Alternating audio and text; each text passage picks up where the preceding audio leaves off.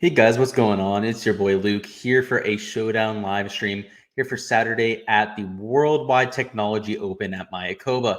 What we'll do here is we'll cover the course for tomorrow, of course, whether there'll be any weather implications. Then we'll hop right into the player poll and talk for some of our favorite targets. So I'm going to go ahead and share my screen here so we can go through the weather for tomorrow.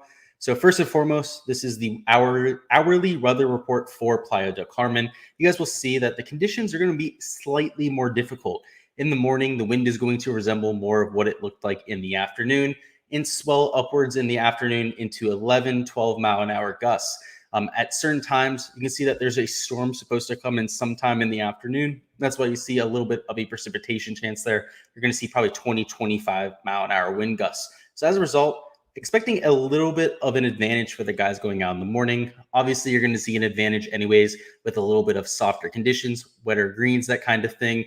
So definitely going to be incorporating that into my analysis at the very least. Now let's hop right into the player poll. So the guys that excelled today were the guys that were really good on approach. I was talking about that yesterday. People like Justin Thomas went out there, had a very good day, inserted him himself right into the mix. We also saw some guys with some length play well as well. So people like Victor Hovland, I mentioned, could go and have a good day with his ball striking. People like Matthew Wolff backed it up with a 3-under round, which was actually a little bit better than 3-under round. He wasn't really making very many putts. Had a few silly mistakes that kind of derailed it. Scotty Scheffler had a very good day. Obviously a prolific driver of the golf ball. So in general, the people that played well today, I expect to play well tomorrow.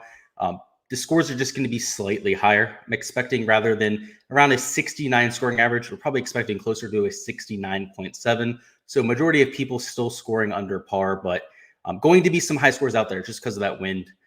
There's a few holes out here where the misses are a little bit exaggerated, especially on the par threes where you have hazards in play. Off the tee, obviously, on the back nine, especially towards the last 4 or 5 holes, some dense forest there where if you end up hitting it out of play, you're probably re-teeing.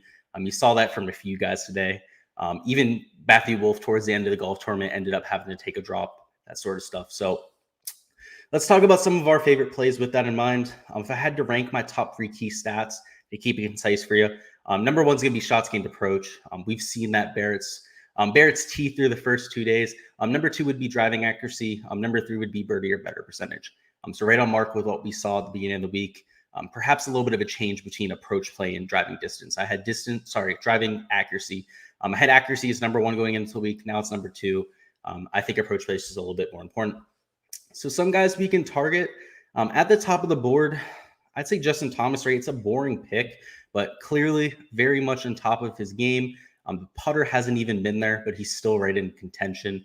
I should pretty much tell you everything you need to know. Pretty much said today in his post-conference interview, he feels like he's going to have a super low round at some point. And I tend to believe him when he says that. He's going to know the most about his game. And he's not going to go out there and say he's going to go out there and shoot 5 over par tomorrow. He's obviously not going to come out and say that, but I really do think he's due for one of those kind of rounds.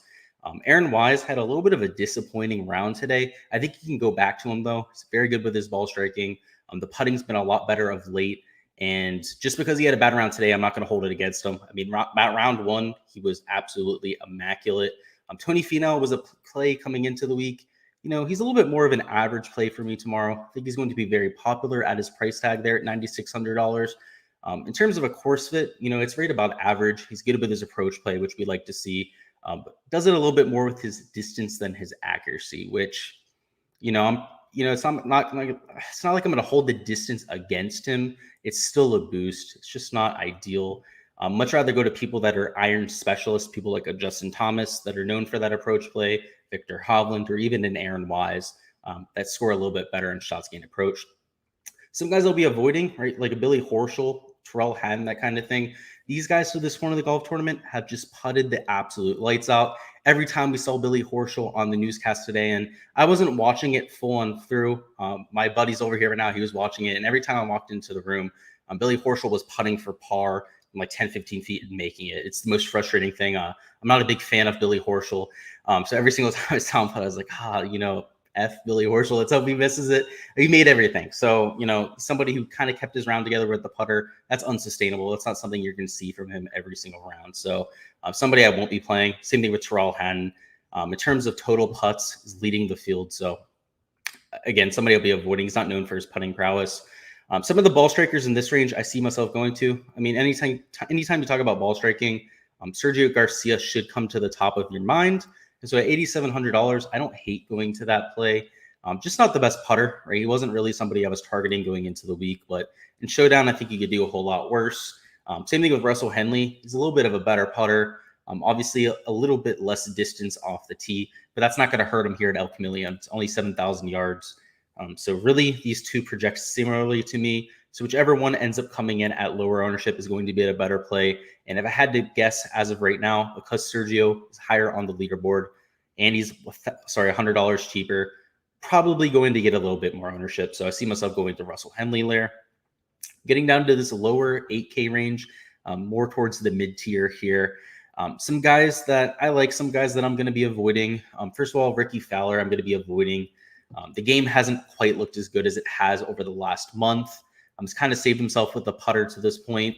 Somebody that's a little bit more intriguing to me is a Joaquin Neiman. We've seen quite a bit of positive momentum with his game of late.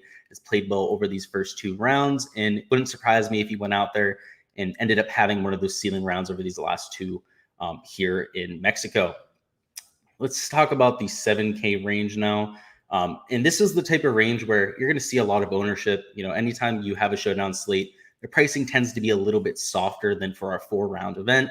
So as a result, people try to fit in one or two of those studs, and then they try to live in the 7K range because, yes, there's some guys that are vastly underpriced, but as a result, they end up being extremely chalky. So making sure you pick the right guys in this range can really differentiate yourself when you're building a lineup. First and foremost, a lot of guys that have missed the cut in this range, obviously. So want to make sure we're picking guys that are actually going to be playing on the weekend. First and foremost, I mean, Joel Dahmen was a pick going into the week. I like going back there. It's a good course fit. He's played well in windy conditions. He's good on past Palm Greens. Got his first win at the Corrales Putaconya Championship. And has looked good through the first two rounds of this golf tournament. Hasn't quite made as many putts as you would have hoped. So hopefully that regresses over the weekend. Ches Reavie, somebody you can go to. Very good with his iron play. Tends to be good in windy conditions as well. Let's see. Let's keep going for a little bit further down the board. I think going to somebody like a Thomas Dietry is a good idea. He plays on the European Tour. It's going to be used to some windy conditions.